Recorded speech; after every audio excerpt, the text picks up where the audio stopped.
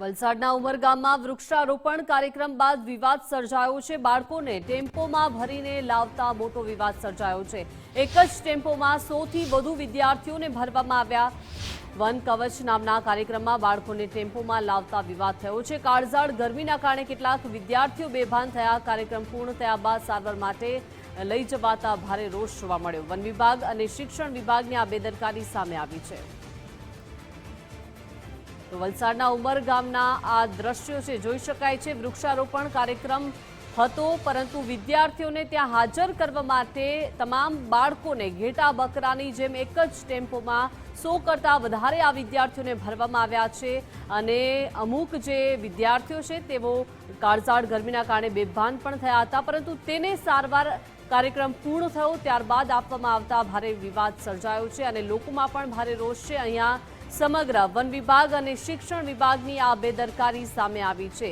વલસાડના ઉમરગામના આ દ્રશ્યો છે। વૃક્ષારોપણનો કાર્યક્રમ યોજવામાં આવ્યો હતો, પરંતુ આ વૃક્ષારોપણના કાર્યક્રમમાં બાળકોને ઉપસ્થિત કરવા માટે મોટી સંખ્યામાં બાળકો ત્યાં જવા માટે એક ટેમ્પોનો સહારો લેવામાં આવે છે અને એક સાથે 100 થી વધુ વિદ્યાર્થીઓને આ ટેમ્પોમાં ભરવામાં આવી રહ્યા છે। ઘેટા બકરાની જેમ અહીંયા વિદ્યાર્થીઓને લાવવામાં આવ્યા હતા, તેને લઈને અત્યારે ભારે રોષ છે અને સમગ્ર વિવાદ સર્જાયો છે। વન કવચ નામનો આ સમગ્ર કાર્યક્રમ વૃક્ષારોપણનો આયોજિત કરવામાં આવ્યો હતો અને મોટી સંખ્યામાં ત્યાં વિદ્યાર્થીઓ પહોંચ્યા હતા, પરંતુ કાળઝાળ ગરમીના કારણે અમુક વિદ્યાર્થીઓ જે છે તે બેભાન થયા હતા અને બેભાન અવસ્થામાં વિદ્યાર્થીઓ જ્યારે કાર્યક્રમ પૂર્ણ થયો ત્યારબાદ તેને સારવાર આપવામાં આવી હતી અને ત્યારબાદ હવે વિવાદ સર્જાયો છે। લોકોમાં પણ રોષ છે। એક જ ટેમ્પોમાં 100 થી વધુ વિદ્યાર્થીઓને ભરવામાં આવતા અનેક સવાલો થઈ રહ્યા છે। વન કવચ નામના આ કાર્યક્રમમાં બાળકોને ટેમ્પોમાં લાવતા વિવાદ સર્જાયો છે। એક સાથે 100 થી વધુ વિદ્યાર્થીઓને ભરવામાં આવ્યા હતા।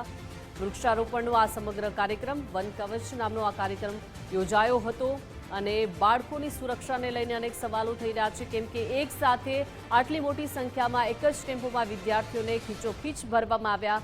અત્યારે કાળઝાળ ગરમી છે, ગરમીમાં પણ અમુક લોકો, અમુક વિદ્યાર્થીઓ જે છે તે બેભાન થયા હતા અને બેભાન થતા સવાલ એ થઈ રહ્યો છે કે જ્યારે વિદ્યાર્થીઓ બેભાન થયા તાત્કાલિક ધોરણે તેને સારવાર ન આપવામાં આવી, પરંતુ જ્યારે આ સમગ્ર કાર્યક્રમ પૂર્ણ થયો ત્યારબાદ આ વિદ્યાર્થીઓને સારવાર માટે ખસેડવામાં આવ્યા છે અને વન કવચ નામના આ કાર્યક્રમમાં બાળકોને ટેમ્પોમાં લાવાતા વિવાદ સર્જાયો છે। વિદ્યાર્થીઓની સુરક્ષાને લઈને અનેક સવાલો થઈ રહ્યા છે। સાથે સાથે વન વિભાગ અને શિક્ષણ વિભાગની આ ઘોર બેદરકારી કહી શકાય।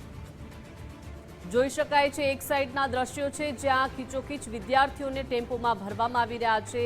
વૃક્ષારોપણનો આ કાર્યક્રમ સમગ્ર આયોજિત થયો હતો અને બીજી તરફ એક કારમાં બેભાન થયેલા વિદ્યાર્થીઓને ઉંચકીને વન વિભાગના આ કર્મચારીઓ જે છે તે ઉઠાવીને લઈ જઈ રહ્યા છે। કારમાં જ્યારે કાર્યક્રમ પૂર્ણ થઈ રહ્યો છે ત્યારબાદ સારવાર આપવામાં આવી રહી છે, ત્યારે સવાલ અનેક થઈ રહ્યા છે। એક જ ટેમ્પોમાં 100 વિદ્યાર્થીઓને પહેલા તો ભરવામાં આવ્યા। કાળઝાળ ગરમીના કારણે વિદ્યાર્થીઓ બેભાન થયા, પરંતુ કાર્યક્રમ અહીંયા જરૂરી લાગી રહ્યો છે, કેમ કે વિદ્યાર્થીઓ બેભાન છે, તેમની તબિયત સારી નથી, પરંતુ કાર્યક્રમમાં તેઓને ઉપસ્થિત રાખવામાં આવ્યા છે। વધુ વિગતો સાથે સંવાદદાતા પ્રિયંકાંત જોડાઈ ગયા છે। પ્રિયંકાંત, વન કવચ નામનો આ કાર્યક્રમ જ્યાં બાળકોને એક જ ટેમ્પોમાં ઘેટા બકરાની જેમ ભરવામાં આવ્યા છે, બેભાન પણ થયા, શું વિગતો?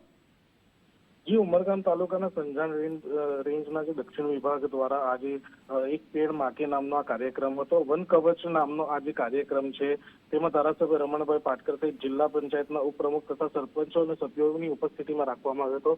જે બાળકોને જે લાવવાની વાત છે તે ટેમ્પોમાં લાવવામાં આવ્યા હતા। શિક્ષણ વિભાગનો જે પરિપત્ર છે જેમાં સ્પષ્ટપણે જણાવવામાં આવ્યું છે કે કોઈ પણ પ્રકારના કાર્યક્રમો હોય કે શૈક્ષણિક પ્રવાસ હોય જેમાં ટેમ્પોનો ઉપયોગ ન કરવામાં આવશે બાળકોને લઈ જવા માટે અને લાવવા માટે। તો આ જે પ્રકારની આ ઘટના જે સામે આવી છે જેને લઈને ખુદ વિભાગ દ્વારા જ આ જે પરિપત્ર છે તેના ધજાગરા ઉડાવતા જોવા મળ્યા છે।